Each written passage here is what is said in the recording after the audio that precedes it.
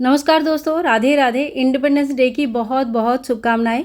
शुरू का थोड़ा सा वीडियो मैं चलिए आप लोगों के साथ आज शेयर कर लेती हूं और फिर बात करेंगे राखी के लिए। 15 अगस्त की बहुत बहुत शुभकामनाएं आप सभी लोगों को। अब मैं नीचे जाऊंगी, नीचे जो पताका उत्तोलन होगा तो झंडा फहराया जाएगा, तो वहाँ जाऊंगी। चलो आप लोगों को भी साथ में लेके जाते हैं। बच्चे तैयार हो गए, हस्बैंड ऑलरेडी नीचे चले गए हैं, तो फटाफट कर रही हूँ एकदम से, देर ना हो जाए करके। तो चलो फटाफट चलते हैं। तो आज हम लोगों ने कलर भी ऐसे ही चूज़ किया था जो कि हमारे झंडे में है। तो ग्रीन वाइट, हस्बैंड ब्लू पहने थे। मेरा मन था कि कोई हम में से एक ऑरेंज पहनता था तो ज़्यादा अच्छा होता था, सारे कलर्स हो जाते थे, लेकिन कोई बात नहीं। बस आज के दिन हमें वो मेंटेन करना चाहिए कि हाँ, झंडे वाले जो कलर्स होते हैं ना, जो ऑरेंज ब्लू और वाइट ब्लू, ये सारे कलर्स में होंगे तो अच्छे दिखते हैं। और यहाँ भी छोटे छोटे बच्चे, मतलब इन्हीं का ही ऐसा लगता है त्यौहार तो बच्चों से मानती है। तो सभी लोग इकट्ठा हो गए थे, फिर हम लोग झंडा फहराए। और जो भी सीनियर सिटीज़न है यही हमारे जो झंडा फहरा रहे थे, तो एक सम्मानीय स्थान होता है। तो सभी लोग झंडा फहराए, चले हम लोग भी खड़े हो जाते हैं, वंदे मातरम गाते हैं और झंडा फहरा लेते हैं।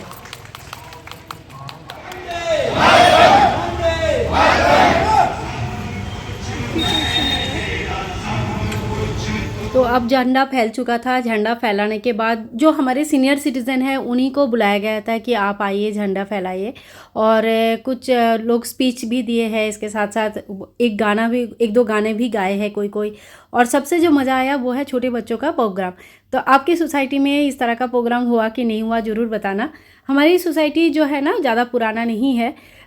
इसी लास्ट ईयर से ही हम लोग जो है ना यहाँ पे शिफ्ट हुए हैं सभी लोग। लास्ट ईयर नया सोसाइटी है एकदम, और नया सोसाइटी में सब लोग शिफ्ट होने के बाद धीरे धीरे अरेंज हो रहा है और सभी त्यौहार हम लोग साथ में इस तरह से मना रहे हैं। तो लास्ट ईयर हम लोगों ने दिवाली से शुरू किया था त्यौहार एक साथ मनाना, और धीरे धीरे हर एक चीज़ें, दिवाली भी मनाया था, होली मनाया था, 15 अगस्त भी मना रहे, तो ये 26 जनवरी मनाया था। तो इस तरह से जो है ना, बहुत सारे त्यौहार एक साथ मनाने से लोगों के साथ जान पहचान भी हो जाता है, अच्छा भी लगता है। छोटे बच्चे काफ़ी एंजॉय कर रहे थे। और इसके बाद जो ना खाने पीने का भी व्यवस्था किया गया था यहाँ पे।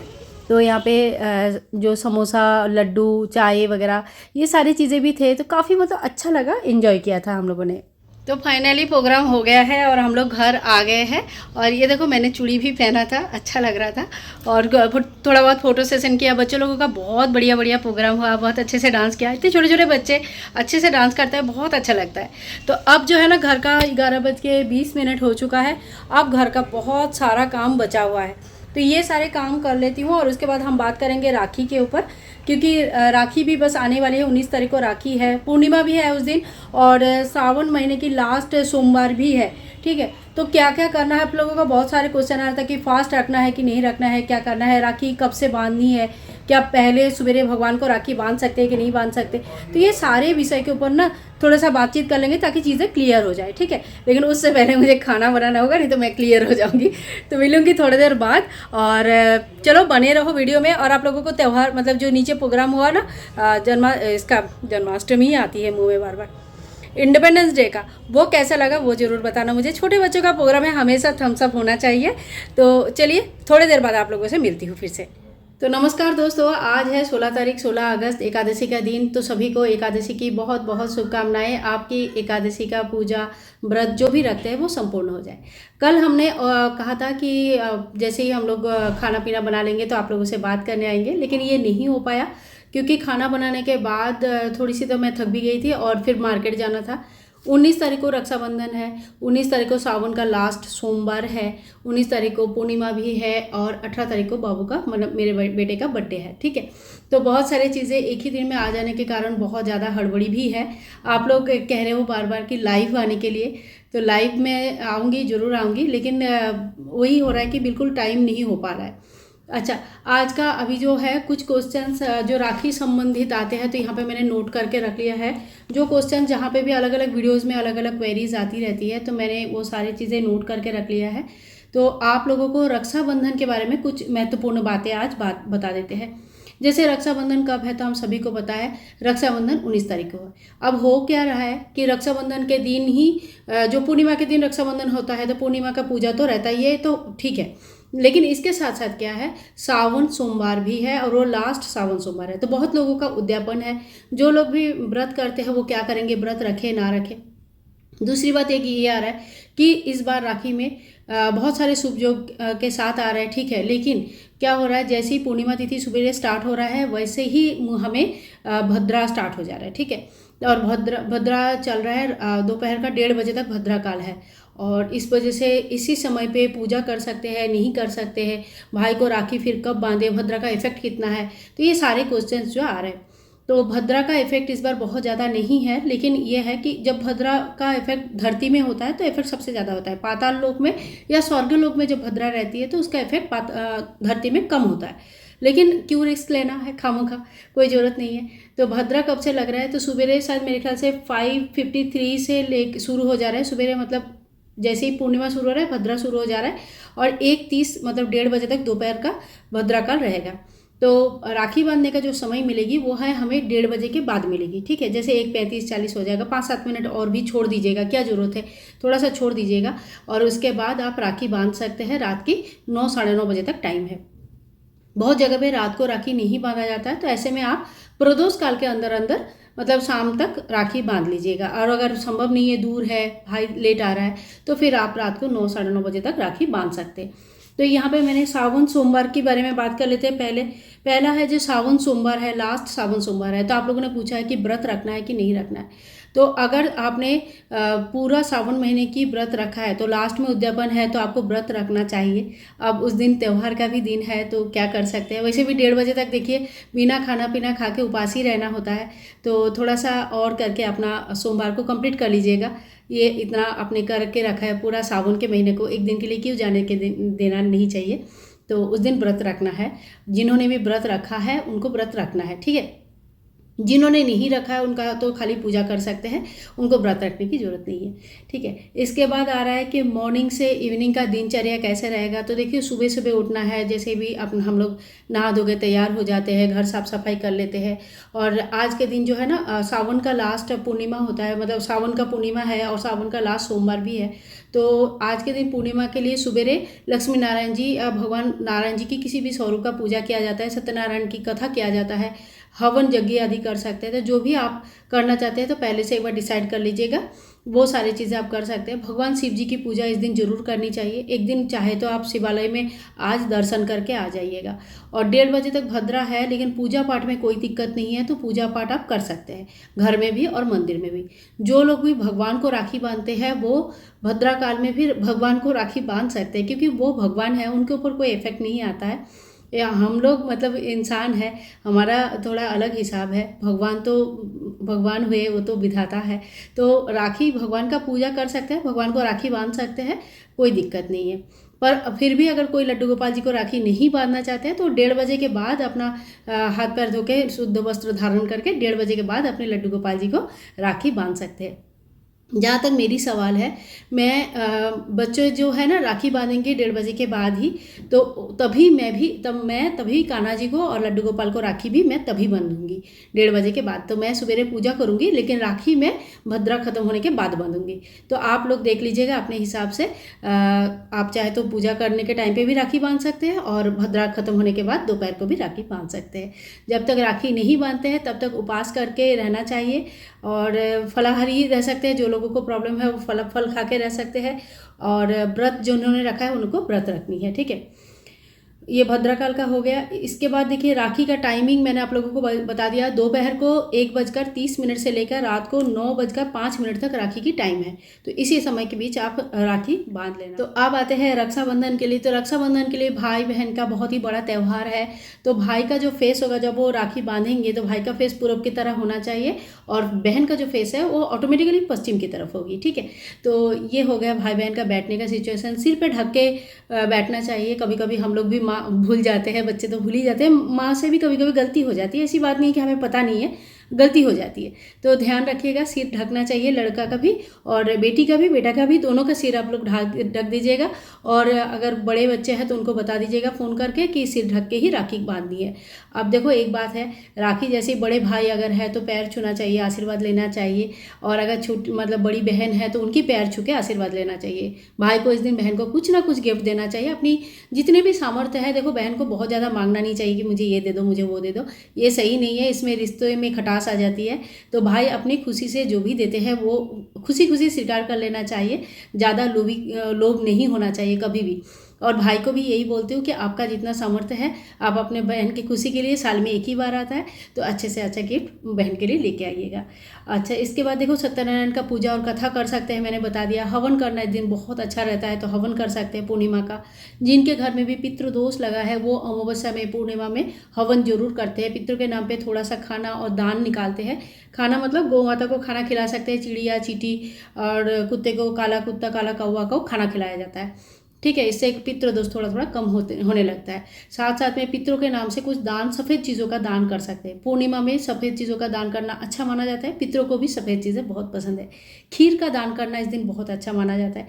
आप किसी भी मंदिर में खीर का दान कर सकते हैं, या खीर अगर डायरेक्ट बनाकर दान करना पॉसिबल नहीं है या कोई ऐसा लेने वाला नहीं है तो खीर का जो सामग्री है, जैसे चावल हो गया, इलायची पाउडर हो गया, ये इलायची हो गया जो अक्खा इलायची होता है, 2-3 इलायची ले लिया, तेज पत्ते ले लिया, चावल, चीनी, दूध, ये सारी चीज़ें आप ले लिया, प्लास्टिक में ले लिया या किसी कंटेनर में ले लिया और पंडित जी को या जो भी आपका मानधन है उनको दे सकते हैं। तो खीर का दान करने से बहुत ज़्यादा दोषों से भी निवारण होता है, पितृ दोष से निवारण होता है और काफ़ी अच्छा माना जाता है। अच्छा, उद्यापन विधि के बारे में पूरा डिटेल्स मैंने बता के रखा है, आप उस वीडियो को जरूर सर्च करके एक बार देख लेना। 2-3 दिन 4 दिन पहले ही मैंने दिया होगा कि सावन का उद्यापन, पूरे सावन महीने का उद्यापन कैसे किया जाता है, तो उस वीडियो को आप एक बार देख लेना। तो उद्यापन कैसे करना होता है वो आप लोगों को पता चल जाएगा। ठीक है, पूर्णिमा के दिन दान के बारे में भी बता दिया मैंने, क्योंकि सावन एंड हो रहा है, पूर्णिमा भी है, तो आपको इस दिन दान जरूर करनी है। साथ साथ में रक्षाबंधन है तो बहन को अच्छे से अच्छा गिफ्ट दीजिएगा। अच्छा, इसके बाद देखिए, इस दिन श्रवण कुमार बनाया जाता है। तो श्रावण कुमार क्या होता है, जो श्रावण की जो महीना है ये श्रवण कुमार के नाम से रखा गया है, और ये जो आखिरी दिन है, जो पूर्णिमा के दिन है, ये उनको समर्पित है। तो इसीलिए क्या होता है कि घर में कोई कोई जो मेन, जैसे ये मेन दरवाज़ा हो गया मान लीजिए, ठीक है, तो यहाँ पे मेन दरवाज़ा के साइड में स्वास्तिक बनाते हैं। स्वास्तिक बना के इसमें थोड़ी सी गंगा जल छिड़कते हैं, रोली चावल का टीका करते हैं, एक राखी छोटी सी लेके उनको ऐसे चिपका देते हैं, थोड़ी सी भोग प्रसाद जो भी खीर पूरी बनाया है थोड़ा सा चिपका देते हैं। तो श्रवण कुमार के नाम पे बहुत लोग स्वास्तिक की भी पूजन करते हैं, स्वास्तिक बना के पूजन किया जाता है। या तो फिर आप प्रॉपरली एक श्रवण कुमार बना, मैं उसको अभी आज या कल ही वीडियो अपलोड कर दूंगी कि श्रवण कुमार कैसे बनाना होता है, आप उस वीडियो को देख लेना, छोटी सी वीडियो होगी, देख लेना। ठीक है, तो मेन दरवाजा के बाहर बनाया जाता है श्रवण कुमार का आकृति, और बाकी जो आपके घर में बाकी दरवाजा है, जैसे किचन के दरवाजा जो होता है ना, ये वाला किचन है मेरा, तो ये जो दरवाजा है ना, इसके ऊपर आप राम राम सीताराम या हरे कृष्ण हरे राम इस तरह का लिख सकते हैं, या स्वास्तिक बना सकते हैं। तो हर एक दरवाजे में पूजा किया जाता है। तो इस तरह से श्रवण कुमार बनाया जाता है, पूजा किया जाता है। इसकी डिटेल्स वीडियो आ जाएगा, आज बोलूँगी तो बहुत लंबा हो जाएगा। और रक्षाबंधन की थाली आप लोगों ने बहुत अच्छे से सजा लेना है। तो देखो, थाली में धूप रख लीजिएगा, दीप, चंदन और रोली, हल्दी, कुमकुम, टीका करने के लिए, साथ में अक्षत यानी कि बिना टूटा हुआ चावल, एक नारियल इत्यादि रखना है, थोड़ी सी गिफ्ट रखनी है, मिठाई जरूर रखनी है। ठीक है, तो राखी की थाली का भी मैं बता दूंगी, छोटा सा, वो भी 1-2-3 मिनट का वीडियो होगा, देख लेना। अगर आपको लोगों को पता नहीं है तो वो भी देख लेना, वो भी मैं बता दूंगी। और इस तरह से राखी की थाली सजाया जाता है। ठीक है, तो मैंने आप लोगों को पूरा दिनचर्या बता दिया, राखी की थाली बता दिया, और क्या क्या बता दिया, श्रावण सोमवार का उपवास रखना है कि नहीं रखना है, उद्यापन कैसे करना है, पूर्णिमा में दान क्या क्या करना है, और साथ साथ में बहन की गिफ्ट, पूर्णिमा का कुछ उपाय वगैरह बता दिया है। ठीक है, तो जितना भी बताया है आप लोग उस बात को ध्यान से एक बार देख लेना। काफ़ी अच्छे अच्छे चीज़ें मैंने आप लोगों को आज बताया है रिगार्डिंग पूर्णिमा। तो सवेरे उठ के एक छोटा सा बता देती हूँ, देखो लास्ट में बताती हूँ कि पूरे दिन का दिनचर्या आप लोग कैसे रखोगे। सवेरे उठने के बाद घर द्वार साफ सफाई कर लेना। त्योहार का दिन है, घर साफ होना जरूरी है, चाहे तो आप रात को भी करके सो सकते हो। सवेरे थोड़ा बहुत जितनी भी करनी है डस्टिंग वगैरह वो कर लेना। ठीक है, इसके बाद अपने मंदिर को थोड़ा सा साफ सफाई करके यहाँ पे पूरे मंदिर में जो भी देवी देवता है सभी का अच्छी तरह से पूजन करनी है। खास करके शिव जी के ऊपर पानी चढ़ाना है, ना सत्यनारायण की आप कथा पढ़ सकते हैं, या नारायण भगवान अगर आपके पास है फोटो मूर्ति तो उनकी चंदन सेवा कीजिए, पीला फूल चढ़ाइए, उनको धूप दीप दिखाइए। इस तरह से आज के दिन आप एक अखंड दीप दान कर सकते हैं अपने मंदिर में। एक सुबेरे दीप जला लीजिएगा जो पूरा दिन पूरा रात जलता रहेगा, और अगले दिन सुबह आप उनको मतलब जब अपने खुद ही ठंडा हो जाएगा, खुद ही शांत हो जाएगा, तब तक जलते रहना है। ठीक है। इसके बाद देखो, इसके बाद भद्रा शुरू हो जाता है सुबह से ही, तो इसके बाद हमें ज़्यादा कुछ नहीं करना है। आप इस समय खाना पीना बना सकते हो, जो भी आपको पकवान बनानी है। 1:30 बजे के बाद हाथ पैर धो के अच्छी तरह से नया वस्त्र धारण कर लीजिएगा, या जो भी अच्छा वस्त्र है, जो भी आपको पहनना है, त्यौहार है तो वो सब पहन लीजिएगा। राखी के लिए बैठ जाइए। सबसे पहले ठाकुर जी को राखी बांधिएगा। ठीक है। ठाकुर जी को राखी बांधिएगा। ठाकुर जी को राखी बांधने के बाद, सब कान्हा जी को राखी बांधने के बाद अब श्रवण कुमार का पूजा कर लीजिएगा। दरवाजे के बाहर हर दरवाजे में स्वस्तिक वगैरह बनाकर पूजा कर लीजिएगा। उसके बाद अपने भाई को राखी बांधे। ठीक है। या अपने बच्चे हैं आपका, जैसे मेरे दोनों बच्चे हैं, वो आपस में राखी बांधेंगे तो वहाँ पे आपको इन्वॉल्व होना ही है। तो राखी का त्यौहार इस तरह से पूरा कीजिएगा। जो भी आशीर्वाद देना है, उपहार देना है, वो सारी चीज़ें पूरा हो जाएगा। उसके बाद आप खाना पीना कर सकते हैं, सात्विक आहार ग्रहण कर सकते हैं, लेकिन अगर व्रत है तो आप फलाहारी रहिएगा। इसके बाद शाम के टाइम पे प्रदोष काल में भगवान शिव जी के मंदिर का एक बार चाहे तो दर्शन कर सकते हैं, अगर संभव है तो। नहीं तो एक बार मतलब बैठ के शिव जी के सामने हाथ जोड़ करके एक बार बैठ जाए, क्योंकि यह सावन का लास्ट है। उद्यापन भी अगर करना है तो आज के दिन आप दान ध्यान जो भी करना है इस टाइम पे कर सकते हैं। शाम के टाइम पे, दोपहर, सुबह, जब भी आपको टाइम मिले। भद्रा निकलने के बाद, भद्रा काल में कोई भी शुभ काम नहीं होती है, तो भद्रा खत्म होने के बाद इस तरह का जो भी चीज़ें हैं आप कर सकते हैं। इस बीच अगर आप हवन भी करवाना चाहते हैं तो वो भी अरेंज पहले से करके रखिए, क्योंकि एक ही दिन में सब कुछ करना थोड़ा मुश्किल हो जाता है। ठीक है। या खुद से भी थोड़ा छोटा सा हवन आप कर सकते हैं। शाम के टाइम पे आपको तुलसी में एक दीपदान जरूर करनी चाहिए। पूर्णिमा के दिन, कोई भी विशेष दिन में, वैसे तुलसी में ना डेली दीपदान होना चाहिए। ठीक है। तुलसी में एक दीपदान कर लीजिएगा। शाम के समय चंद्रमा को अर्घ जरूर दे दीजिएगा। जिनका भी पूर्णिमा का व्रत है वो चंद्रमा को अर्घ देते हैं। तो एक कटोरा, मतलब कुछ भी, एक कटोरा है, एक लोटा है, लोटा ले लीजिएगा। लोटा में थोड़ा सा जल और दूध मिक्स करके लीजिए। थोड़ा सा मिश्री, चीनी, कोई भी सफ़ेद मिठाई डाल सकते हैं। एक फूल डाल दीजिए। चंद्रमा को देखते हुए इस तरह से मतलब अर्घ दे दीजिएगा। नीचे कोई थाली वगैरह रखिए, क्योंकि पैरों में पानी नहीं आना चाहिए। वो जो पानी जमा होगा वो किसी पौधे में आप डाल सकते हैं। ठीक है। एक धूप, एक दीप दिखा दीजिएगा। इतना भी कर लेंगे तो बहुत है। हाथ जोड़ करके चंद्रमा देव से यही प्रार्थना करें कि जीवन में सुख शांति रहे, आपका आशीर्वाद रहे। चंद्रमा का इफेक्ट हमारे जीवन में बहुत ज़्यादा होता है। ठीक है। तो बस इसी तरह का आपका पूरा दिन का दिनचर्या रहेगा। तो मैंने पूरा जितना मुझे बताया है, जितना मुझे ठीक लगा, मैंने बता दिया। आप लोगों को कैसे लगा ज़रूर बताना, और आपका दिनचर्या कैसे रहा ये भी मुझे कमेंट करके लिखना बिल्कुल ना भूलना। मिलूंगी नेक्स्ट वीडियो में, और राखी संबंधित सारे वीडियो आज और कल के अंदर अंदर कोशिश करूंगी अपलोड करने के लिए। तो आप लोग इसी तरह से चैनल के साथ बने रहिएगा। मिलूंगी नेक्स्ट वीडियो में, तब तक के लिए हरे कृष्णा, राधे राधे, बाय बाय दोस्तों, टेक केयर।